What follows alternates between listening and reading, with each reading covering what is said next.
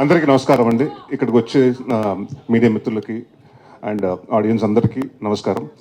ఇందాక చోటా ప్రసాద్ గారు చెప్పారు 10 సంవత్సరాలు అయింది నరేష్ని కామెడీ సినిమా చూసాను.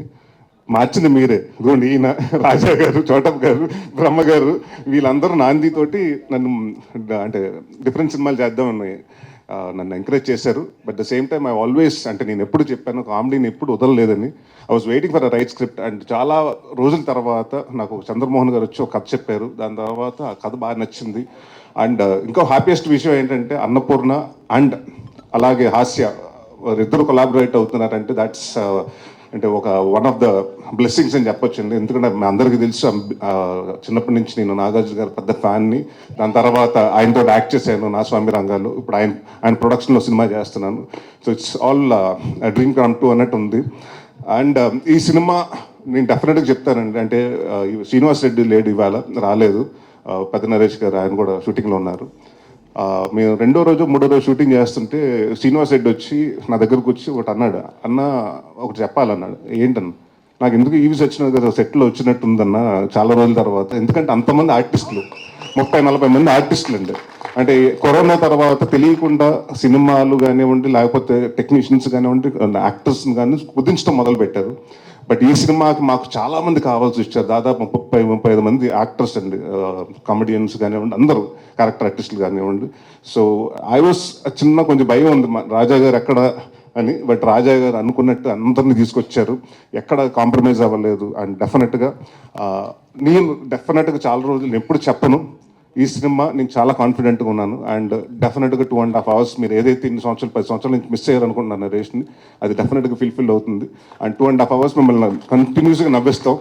And thanks to Surabhi for been a costar, wonderful costar. And మా రంభ, ఊరచి, మేనక వీళ్ళతోటి సెట్లు అంటే తెలుసు కదా,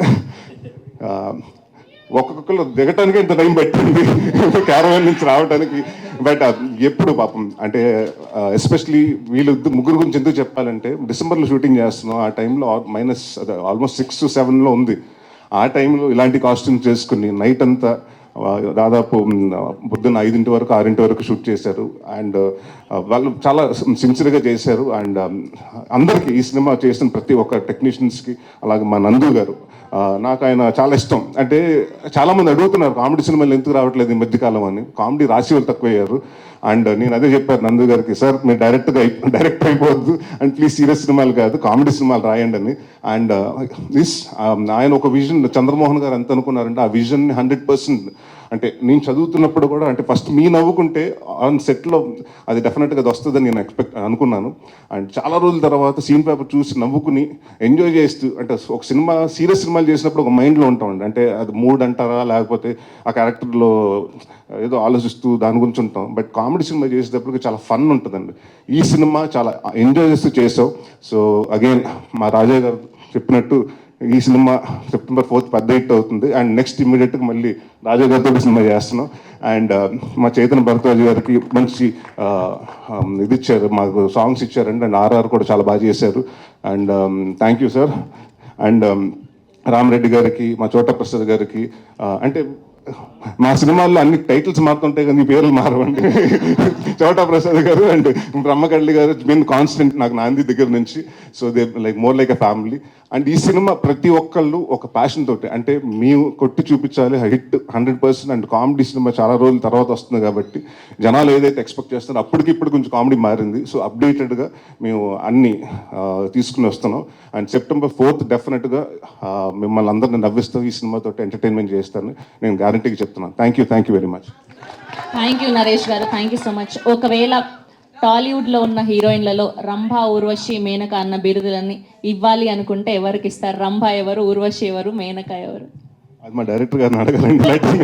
మీరు చెప్పండి. యాజ్ ఎ హీరోగా నార్మల్ గా రాజేష్ సింగ్, ప్రశాంత్ సింగ్ అండ్ చాలా వర్క్ చేసిన వాళ్ళు కాదు మిగతా హీరోయిన్లు అంటే అందరూ అంటే మంచి యాక్టర్సే కదండి. మీ సినిమా టీం కాకుండా మిగతా హీరోయిన్లలో రంభ అని ఎవరిని చెప్పండి అమ్మా, ఎవరన్నా చెప్పండి మీరు.